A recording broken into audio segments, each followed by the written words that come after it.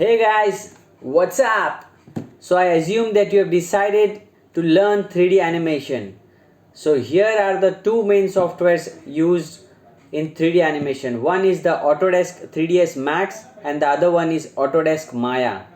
So in Autodesk 3ds Max you can create interior. If you want to go for interior designing, you can choose 3ds Max. If you want to go for gaming industry, like creating the set in the games, so then you can learn 3ds Max. If you want to go for set designing is, you have seen exhibitions, so the set which is created in the exhibitions, that set is actually created in 3D first. So the 3D image of the set is then handed over to the client, then the client arranges that same thing in the real world. So that is the set designing part.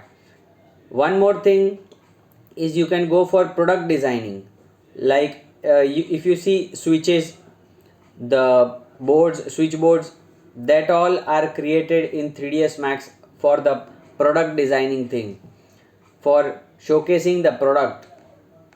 And if you want to work on animated movies or web series or that kind of a stuff, the production stuff, then you can learn Autodesk Maya. So Maya is widely used in every animation studio for creating the movies and the projects which go on in the studios. So that's it. And you might be thinking that where can I find these softwares? So this is the best part. You can go to the Autodesk official website and you can download it for free.